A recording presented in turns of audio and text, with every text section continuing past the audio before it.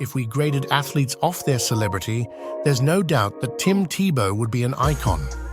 In football, there are only a few names even in his stratosphere. The crazy thing is that most of those names, Tom Brady, Patrick Mahomes, OBJ, Derrick Henry, are superstar players. Tim Tebow, not so much. But that didn't stop the world from going crazy for his last run in the NFL. So let's get to the bottom of it. How bad was Tim Tebow actually? Tebow had a one-of-a-kind upbringing. His parents were missionaries and actually lived in the Philippines.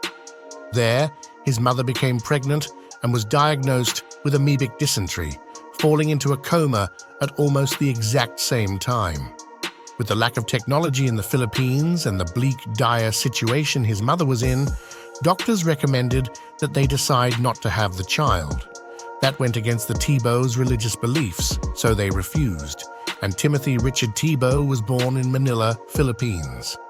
The Tebows spent the first 3 years of Tim's life on their mission before moving to Jacksonville, Florida.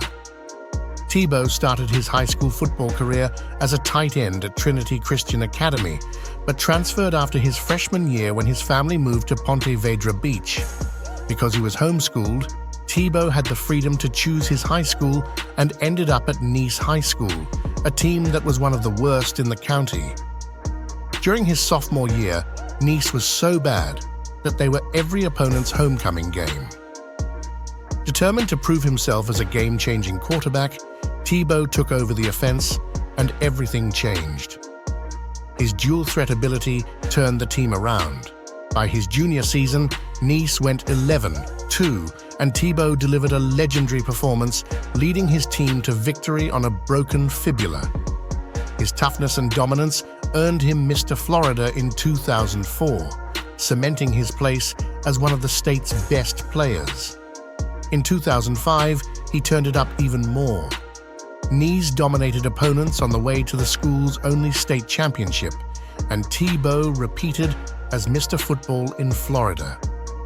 He followed in his parents' footsteps and enrolled at the University of Florida, becoming an immediate fan favorite of Gator Nation. As a freshman, he was Urban Meyer's secret weapon in short yardage situations. His first legendary moment came against the 9th-ranked LSU Tigers on the goal line. Tebow faked like he was going to run it into the end zone before pulling up for a jump pass to the tight end for the huge score. Tebow would do all the scoring that day, throwing for another pass and running one in to make sure the Gators would beat LSU for the first time in 3 seasons. He would score 13 times as a freshman, helping UF become the 2006 national champions. In 2007, Tebow went from fan favorite to national phenom. His unstoppable play, with the ability to ground and pound the defense before airing it out over their heads, broke numerous SEC and NCAA records. To this day, Tebow is the only player to pass and run for 20 touchdowns in a single season.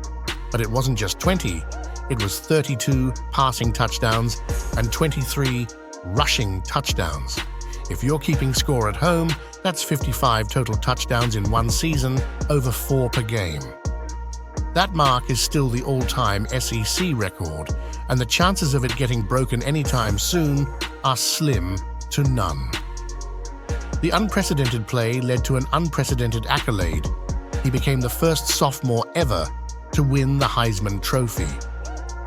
After an upset loss to Ole Miss in early 2008, Tebow gave the promise, which would later be transcribed under his statue at Ben Hill Griffin Stadium. Tebow promised that he was going to do everything he could, try as hard as he could, and that nobody would outwork the Gators.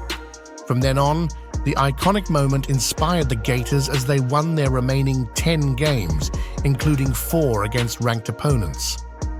Tebow dominated and led UF to its second national title game in 3 seasons, where they defeated Oklahoma. He came through on his promise.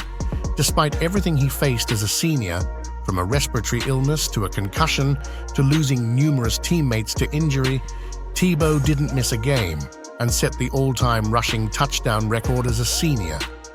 He caught flack when he was seen crying on the sidelines of UF's SEC championship loss to Alabama, but he finished his college career breaking the bowl game offensive record with 533 yards against the University of Cincinnati.